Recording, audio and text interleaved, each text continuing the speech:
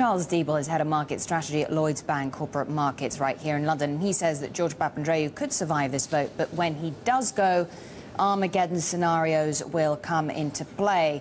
Pleased to say he joins us live now. Charles Diebel, tell me a little bit, describe exactly what you mean by Armageddon scenarios.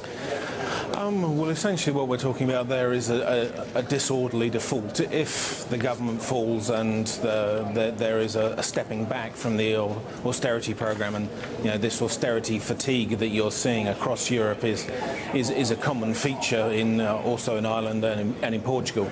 If you get a disorderly default, you could start to see this contagion effect move to Ireland, to Portugal, and then potentially to some of the bigger peripheral countries such as Spain and even somewhere like Italy or potentially even Belgium. The point is that it would start to run out of control, and that then would start to threaten the whole structure of the euro. So that's the Armageddon scenario. Now, that's not our central scenario at the moment. We do think that probably Papandreou will survive this vote of no confidence, and thereby the government will continue with its programme over the next few months. But obviously the risks are rising, and the more we see this austerity fatigue as a theme throughout Europe, then it poses more and more risks to whether the bailout packages and this whole solution that's being worked on is actually applicable.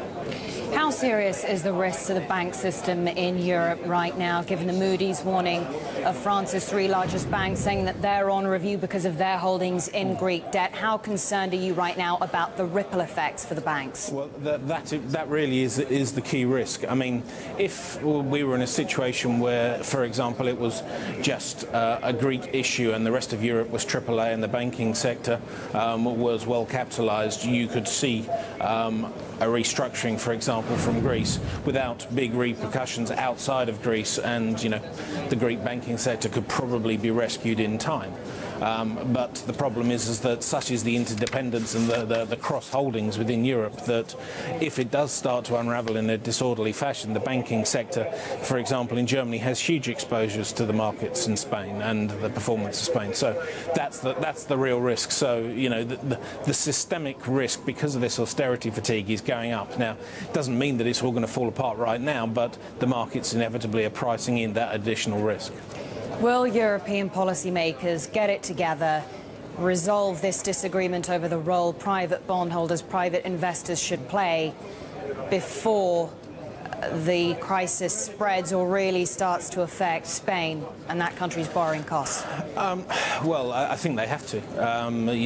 One of the symptoms of this whole crisis has been that it is only when the markets really do start to unravel and you get a really sharp move that you see a policy response. Now, the policymakers are trying to get it together, and they are effectively still working on that programme and, to a degree, haggling in public about how the programme is going to be put together. But there will be private participation, but they really don't have much choice. And again, it is this whole contagion fear that is the real risk. If they don't get a solution put together, then it could start to unravel across Europe, and then like a wildfire, it moves out of control.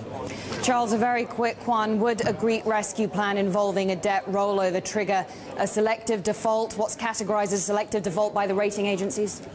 I mean, you're getting a different story from different rating agencies, basically. Someone like S&P seems to be implying that a rollover would be a credit event, whereas Fitch seemed to be suggesting that it wouldn't be.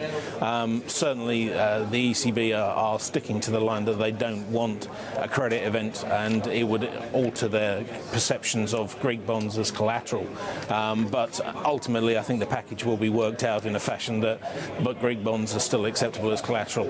So, whether it's a credit event or not, a deal will be put together to ensure that the process of Greek bonds being used as collateral is still viable.